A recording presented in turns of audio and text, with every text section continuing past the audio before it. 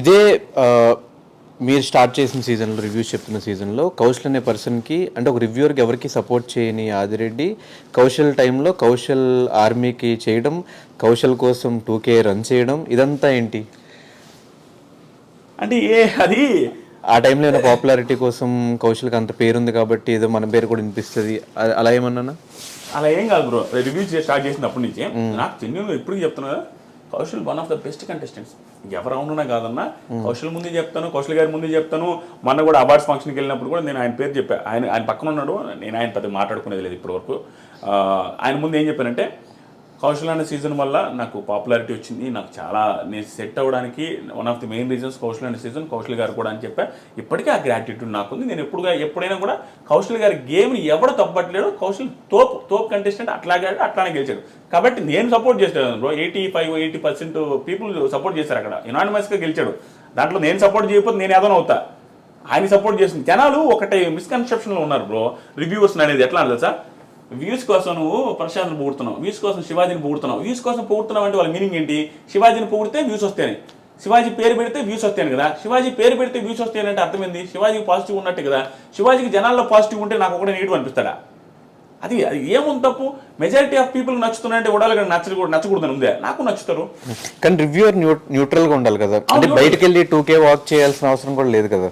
Neutral గా videos చేస్తే అయిపోయేది కదా. అది ట్రూ బ్రో. అది ఆ రోజు ఏమైందంటే, అది కొంచెం పిల్ల బచ్చే చేస్తాలే, నేను యాక్సెప్ట్ చేస్తా. అది నిబ్బా చేస్తా. 28 years మీకు? 28. నాకు 28. నా కెరీర్ కి నిబ్బా కెరీర్ అది. సో నాకు అంత సీరియస్ ఇది ఏం లేదు. అప్పటికప్పుడే సెట్ అయినా, అప్పుడప్పుడే దానికి డబ్బులు కూడా రాలి అప్పటికి.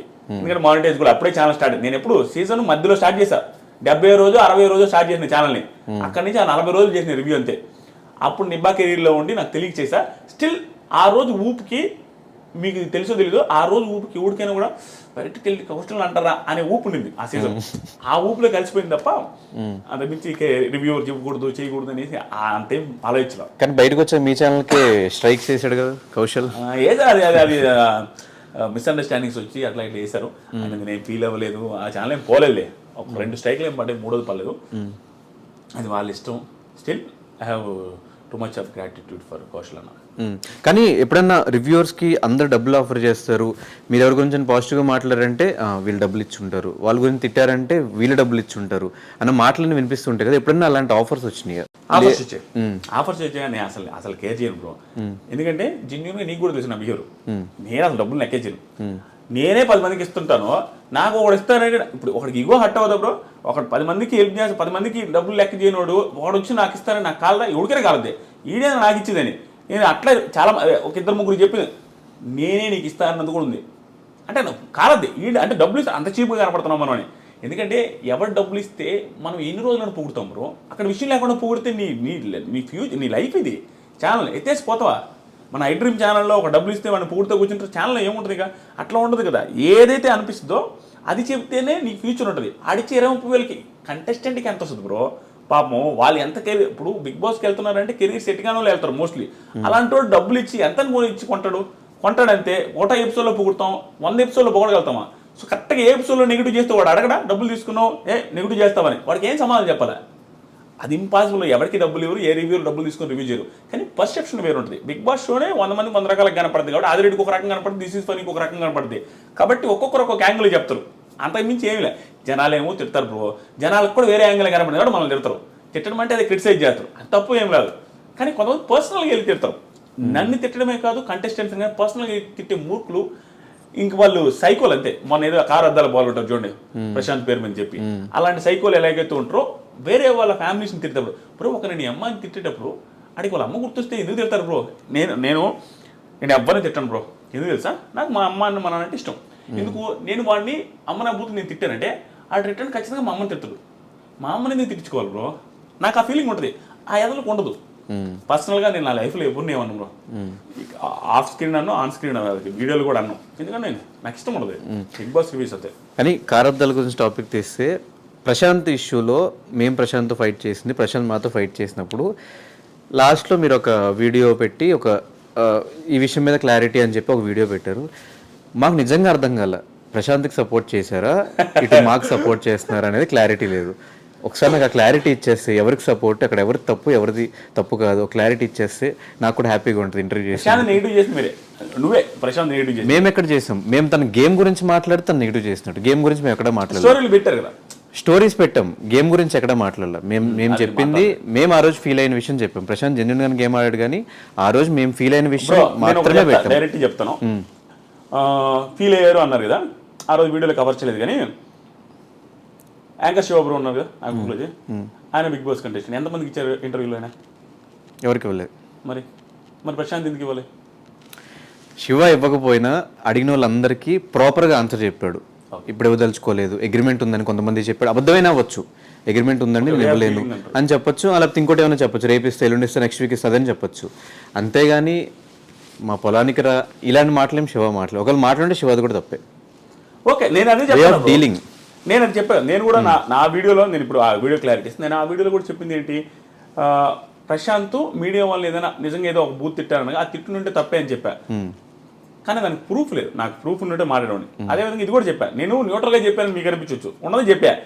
నీతో ఉన్న పరిచయానికి శివబ్రోతో ఉన్న పరిచయానికి వీళ్ళిద్దరు అంత ఓవర్ చేసి అంత చేసే మెంటాలిటీ కాదు. ఎందుకంటే నేను కూడా ఇంటర్వ్యూలో నేను ఏం చేయలేదు, ఈవెన్ యాంకర్ శివ కూడా అడిగాడు, నేను ఏం చేయలేదు. ఆయన మైండ్ సెట్ ముఖం మీద అట్లా అంటాడు, కానీ మరి గ్రడ్జ్ పెట్టుకుని ఒక ఇంటర్వ్యూ కోసం చేసే చీప్ మెంటాలిటీ. ఎందుకంటే 2-3 సార్లు కలిసాను, నాకు తెలుసు.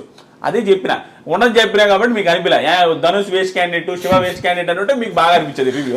కానీ అది కాదు, కానీ నాకు ఆ వీడియో పర్టికులర్ ఆ వీడియో చూసిన తర్వాత ఆదిరెడ్డి ఏమన్నా రివ్యూస్ కూడా న్యూట్రల్గా చెప్తాడా, అటు కర్ర విరగకూడదు పాము చావకూడదు అనే సామెతను ఏమన్నా బాగా పట్టుకుని ఉన్నాడా అని ఒక అనిపించింది. నిజమేనా? అది నిజం కాదు బ్రో. ఏంటంటే ఎవరు అవుదన్నా కాదన్నా అంటే నేను ఓవర్గా చెప్పుకునేది ఏం లేదు. నేను అసలు ఎప్పుడు చెప్పుకోను. నేను ఎప్పుడైనా నా దగ్గర టాలెంట్ లేదని చెప్తాను, నాకంటే బాగా రివ్యూస్ చెప్పుకోవాలని చెప్తాను. కానీ నా అదృష్టం కొద్దీ జనాలు అభిమానిస్తున్నారు కాబట్టి టాప్ రివ్యూ ఛానల్ ఎక్కువ వ్యూస్ వచ్చేది మందే. సో నా రివ్యూస్ని అందరూ చూస్తుంటారు కాబట్టి ఏది మిస్ చేసినా నన్ను వేసుకుంటారు. అది తెలుసు కాబట్టి నేను ఏది మిస్ చేయను. అది ఏది మిస్ చేయకుండా చెప్తున్నప్పుడు ఏమనిపిస్తుంది అంటే అన్ని యాంగిల్స్ కవర్ చేయడం వల్ల న్యూట్రల్ అనిపిస్తుంది. ప్లస్ కర్రా విరగదు పాము జావదన్న ఫీలింగ్ వస్తుంది. దానికి నేను ఏం చేయమంటారు, నేను అన్ని యాంగిల్స్ కవర్ చేస్తా, రెండు వైపులా మాట్లాడతా. సో ఓవరాల్గా ఈ సీజన్ 7 రివ్యూస్ ఎలా అనిపించినాయి బ్రో? మొత్తం డ్రామా, మొత్తం బిగ్ బాస్ అయ్యేంత వరకు ఒక డ్రామా, అయిన తర్వాత ఇంకో డ్రామా. అదే అడదాం అనుకున్నా బ్రో. నాకు రివ్యూస్ వచ్చారు బ్రో. సింపుల్గా ఈ 6 సంవత్సరాల రివ్యూస్, 6 సీజన్ రివ్యూస్కి నాకు వచ్చింది 3 లక్షల సబ్స్క్రైబర్లు. అయితే ఈ సీజన్గా 3 లక్షల కంటే ఎక్కువ వచ్చారు సబ్స్క్రైబర్లు. ఈ 6 సీజన్స్ మొత్తం మీద వచ్చిన డబ్బులకి ఈ సీజన్ అంత డబ్బులు వచ్చినాయి. ఒక్క స్టేట్మెంట్స్ చెప్పినాయి, అది చాలా హ్యాపీ నాకు. దాని వరకు అంతే స్ట్రగుల్ ఉంది, అంతే కష్టం ఉంది, అది అంత పక్కన పెడితే మీరు అడిగారు చూసారా డ్రామాని, సీజన్ మొత్తం మీద జరిగింది గుర్తుండదు ఎవరికి.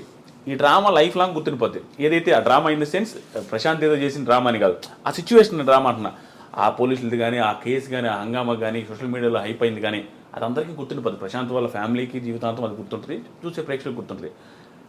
కానీ ఏంటంటే అది ప్రశాంత్కి పాజిటివ్ ఇప్పుడు నా దృష్టిలో. ఎందుకంటే ఎవరికైనా కనీసం అనిపించేది ఏంది, ఏం మర్డర్ చేశారంటారు పాపం, తప్పే, అది తప్పు, పోలీసులు శిక్ష చేస్తారు అంతే.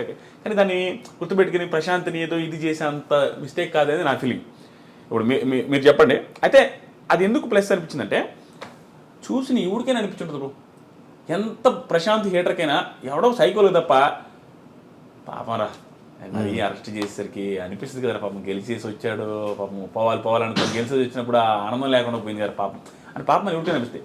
నీకైనా అనిపించుంటుంది, శివకైనా అనిపిస్తుంది. ఈవెన్ వాళ్ళ ఫాదర్ వాళ్ళ మదర్ వీడియోస్ చూసినప్పుడు ఇంటి దగ్గర నుంచి లాక్కొచ్చిన బయటకు పడుకొని ఉంటాడు వాళ్ళ, ఎవరికైనా అనిపిస్తుంది అది అంతలా బయటకినా. సో అది అతనికి మంచిది జరిగింది. అది ఆ డ్రామా, ఆ సిచ్యువేషన్స్ అన్నీ కూడా అతనికి మంచిదని నా ఫీలింగ్. నేను మాట్లాడినప్పుడు కానీ ప్రశాంత్ నేను మాట్లాడినప్పుడు నాకు అర్థం ఏంటంటే ఇన్నోసెంట్ అబ్బా మనిషి, నిజంగా ఇన్నోసెన్స్ ఇన్ ద సెన్స్ మాట్లాడే చేత కాదు. ఎందుకంటే ఇప్పుడు ఒక్కొక్కరికి వొకాబులరీ యాడ్ నుంచి వస్తుంది బ్రో, పెరిగిన నేచర్ని బట్టి వస్తుంది. ఎక్కడ పెరిగామో దాని తగ్గట్టు ఆ మాటలు ఆ ఇది వస్తుంది. ప్రశాంత్ పల్లెటూరు నుంచి వచ్చిన పర్సనాలిటీ, పెద్దగా మాటలు రావు, మాట్లాడడమే, ఎక్స్ప్రెస్ చేయలేడు. అంతకుమించి మిగతా అంతా ఓకే మనిషి. నేను మాట్లాడిన నాకు అర్థమైంది, ఒకసారి 2 సార్లు మాట్లాడినా బాగానే ఉన్నాడు. ఒక్కొక్క సిచ్యువేషన్ బట్టి బ్రో మనిషి ఆ క్రౌడ్ని చూసి అది ఇది ఓవర్ ఎగ్జైట్ అయి ఉంటాడు, అంతకుమించి ఏం లేదు. అండ్ శివాజీ గారు రీసెంట్గా బయటకు వచ్చిన తర్వాత ఒక ఇంటర్వ్యూలో ఒక మాట అన్నారు, బిగ్ బాస్ తనకి ఇష్టమైన వాళ్ళని నేను గారెలు చేసినా కూడా నన్ను పట్టించుకోలేదు, ఒక పర్సన్ ఉన్నాడు, ఆ పర్సన్ లేపుతానే ఉన్నాడు సీజన్ అయ్యే వరకు, నువ్వు అది చేసావు ఇది చేసావు, ఆ పర్సన్ అందరికి క్లారిటీ. సో ఆ ఒక పర్టికులర్ ఇంటర్వ్యూ, ఆ బిట్ మీద వాట్ ఈస్ యువర్ ఒపీనియన్? నిజంగానే ఒక ఫేవరిజం ఉంటుందా బిగ్ బాస్ లో కంటెస్టెంట్ మీద? ఫేవరిజం ఉంటుందా అంటే బిగ్ బాస్ స్క్రిప్టెడ్ కాదు బ్రో. ఈ పాయింట్కి డైరెక్ట్గా ఆన్సర్ వస్తుంది. బిగ్ బాస్ స్క్రిప్టెడ్ కాదు, కానీ ఒక షో పెట్టినప్పుడు ఇంటర్వ్యూ స్క్రిప్టెడ్ కాదు మంది. కానీ ఇంటర్వ్యూ ఇంట్రెస్టింగ్ ఉండడం కోసం మీరు ముందే ప్రిపేర్ చేసుకుంటారు క్వశ్చన్. దాన్ని స్క్రిప్టెడ్ అంటే ఎట్లా నాకేం చెప్పరు. అయినప్పటికీ కూడా దాన్ని ముందే చెప్పేశారు, ముందే రాసుకున్నారు. అంటే ఇంటర్వ్యూ బాగా రావడం కోసం ప్రిపరేషన్ జరుగుతుంది చూసారా. దీన్ని ఎలాగైతే ఈ ప్రిపరేషన్ అంటారో ఆ షో బాగుండడం కోసం వాళ్ళకు కొన్ని ప్రిపరేషన్స్ ఉంటాయి. ఎలాంటివి? సో ఏ టైంలో ఏ టాస్క్లు పెట్టాలి, ఎవరి మధ్యలో ఏ గ్రూప్ని ఏ టీంలో వేసేయాలి, అవన్నీ ఆ ప్రిపరేషన్స్ ఉంటాయి. అవి స్క్రిప్టెడ్ అని ఫీల్ అవుతారు జనాలు. అవి స్క్రిప్టెడ్ కాదు, జస్ట్ జనాలకు ఇంట్రెస్టింగ్ ఉండడం కోసం ప్రిపరేషన్. ఆ టైంలో నాకు ధనుష్కి, ఆదిరెడ్డికి ధనుష్కి గొడవ రావాలి అనుకుంటే ఏ టాస్క్ పెడితే వస్తుందో అనేది ప్లాన్ చేస్తారు. అది వర్కౌట్ అవ్వచ్చు, అవ్వకపోవచ్చు. ఒక్కోసారి అవుతుంది, ఒక్కోసారి అవ్వదు. అలాగే అమర్ని లేపాలి అనుకున్న సిచ్యువేషన్స్ ఉంటాయి, శివాజీ గారిని లేపాలన్న సిచ్యువేషన్స్ ఉంటాయి. ఆ టైంలో అమర్ ఫ్యాన్స్కి శివాజీ గారిని ఏదైనా ఎంత లేపుతున్నారు అని అనిపించుంటుంది. అమర్ని లేపినప్పుడు శివాజీ గారి ఫ్యాన్స్, బల్ల ప్రశాంత్ ఫ్యాన్స్ కూడా అలాగే అనిపిస్తుంది. చూసే పర్సెప్షన్ మనకు వేరు, కానీ వాళ్ళకి అందరూ ఒకటే. నేను ఇన్ని చెప్పినా అది నమ్మరు. నేను బిగ్ బాస్కి వెళ్ళి వచ్చిన, నన్ను కూడా బిగ్ బాస్ తొక్కి పెట్టి నారదీసి నాకు సార్ తిట్టించారు. కోపం ఉండాలిగా. వాళ్ళ పరిస్థితి నేను అర్థం చేసుకుంటాను అంతే. ఎందుకంటే నేను నాకు అర్థమైపోయింది, క్లారిటీ. బిగ్ బాస్ మీద క్లారిటీ వచ్చింది బ్రో. వాళ్ళు ఎందుకు ఏది చేస్తారనేది ఒక క్లారిటీ. కానీ జనాలకు అది అవసరం లేదు. వాళ్ళు జడ్జి చేసేది కరెక్టే. వాళ్ళకి అనిపించిన పాయింట్ ఆఫ్ వ్యూ మనకు అక్కడే షోలో చూస్తే అట్ట అనిపిస్తుంది. దీనికి అంత పొగడాలా, దీనికి అంత తిట్టాలా శివాజీ గారిని, అమర్ని 5 వారాలు తిట్టాలా అంటే ఏ యాంగిల్ వాళ్ళు అనుకుంటానే ఉంటారు. కానీ వాళ్ళ యాంగిల్ వేరేగా ఉంటుంది. వాంటెడ్గా చేరు. వాళ్ళు వాంటెడ్గా చేశారంటే అమర్ లేపాలని చూసారంటే సింపుల్ లాజిక్ బ్రో. చిన్న పాయింట్, ప్రశాంత్ని మెడపట్టుకుని తోసాడు, అవునా? ఆ సీన్ కట్ చేస్తే అయిపోలా. అది ఎన్ని సెకండ్లు బ్రో? 5 సెకండ్లు బిట్టు తోసేది. 5 సెకండ్లు బిట్టు తోసేస్తే అది ఎడిటింగ్లో లేపేస్తుంటే అయిపోయేది కదా. లేపలేదే. సో వాళ్ళు కావాలంటే ప్రతి చోట పాజిటివ్ చేయొచ్చు ఏ పర్సన్ అయినా, ప్రతి చోట నెగిటివ్ చేయొచ్చు ఏ పర్సన్ అయినా, కొంచెం ఎడిటింగ్ స్కిల్స్ని చూపించి. అట్లా ఏం చేయరు బ్రో. ఇంట్రెస్టింగ్ ఉండడం కోసం ఒక్కోసారి ఆ డ్యూరేషన్ సెట్ చేయడం కోసం అట్ట ఇట్లా అవుతుంది తప్ప వాంటెడ్గా చేయరు. ఎవరు గెలిస్తే వాళ్ళకి ఏం పోయేదేం లేదు. మనకు అలా అనిపిస్తుంది. అనిపించినప్పుడు మనం కూడా చేయొచ్చు. నేను కూడా అన్నా చాలాసార్లు వీళ్ళ ఫేవర్ వాళ్ళ ఫేవర్ అని అది అంటా ఉంటారు, కానీ వాళ్ళు చేయరు నాకు తెలిసినంత వరకు. కానీ బయటకు వచ్చాక ఏ ఒక్క కంటెస్టెంట్కి కౌశల్ లాంటి అంత పెద్ద స్టార్ హీరోకి వచ్చినంత క్రేజ్ వచ్చింది ఆ టైంలో. ఈరోజు కౌశల్ ఎక్కడ కనిపించట్లేదు. ఈరోజు సినిమా రిలీజ్ అవుతుంటే ఎంతమంది చూస్తారో తెలియదు, థియేటర్స్ రావట్లేదు. అలాంటి సిచ్యువేషన్కి వచ్చేస్తున్నారు అందరూ. ఈ బిగ్ బాస్ నుంచి బయటకు వచ్చాక ఫేమ్ ఎందుకు నిలబెట్టుకోలేకపోతున్నారు కంటెస్టెంట్స్? నాకు అనిపించింది జెన్యూన్గా చెప్పండి బ్రో. చెబితే కొంచెం ఓవర్ అనుకుంటారేమో. అందరూ చేస్తుంది, అందరు కాదు 90% బిగ్ బాస్ కంటెస్టెంట్స్ బయటకు వచ్చిన తర్వాత చేస్తుంది. వాళ్ళు ఓవర్ థింక్ చేసుకుంటున్నారు. Over think in the sense వాళ్ళని ఓవర్ పొజిషన్లో చూసుకుంటున్నారు. వాళ్ళు నేను ఇంక ఇది కాదు వేరే అనే ఫీలింగ్లోకి వస్తున్నారు. అంటే ఎగ్జాంపుల్, సీరియల్ వెళ్ళేటప్పుడు సీరియల్ యాక్టర్ రాగానే సినిమా యాక్టర్ అవ్వాలనుకుంటారు. సీరియల్ ఓన్లీ సినిమాలు చేద్దాం ఆ యాంగిల్ థింక్ చేస్తున్నారు ఎక్కువ మంది. దానివల్ల సీరియల్కి దూరం అయిపోతారు. సినిమాలు ఒకటే వస్తాయి, ఇంకా అతను తాగిపోతాయి. సీరియల్కి రావాలంటే నామోషి తక్కువ, నామోషి ఉంటుంది. ఒకవేళ సీరియల్కి వచ్చినా కూడా కొంచెం ఓవర్ పాపులారిటీ ఏంది, ఇప్పుడు సీరియల్లో చూస్తే ఎట్లా ఉంటుందో కొంచెం దానికి సరిపోడేమో అనే ఫీలింగ్ వస్తుంది వీళ్ళకి. ప్లస్ రెమ్యూనరేషన్ వాళ్ళు యాక్సెప్ట్ చేయలేరు, ఎందుకంటే సినిమాలు చేసి వచ్చిన వాళ్ళు మళ్ళీ సీరియల్ చేయలేరు. అలా నువ్వు చేసింది, నువ్వు ఏదైతే అంతకుముందు చేస్తున్నావో అది చేస్తే నీకు ఓవర్. ఇప్పుడు అమెరికాలో చేస్తే జాబ్ ఎలా ఉంటుంది, ఇండియాలో చేస్తే జాబ్ ఎలా ఉంటుంది? అమెరికాలో 10 లక్షలు వచ్చిన ఒకటే, ఇండియాలో 2 లక్షలు వచ్చిన ఒకటే, 1 లక్ష వచ్చినా ఒకటే. సో ఇక్కడే ఉంటుంది కదా.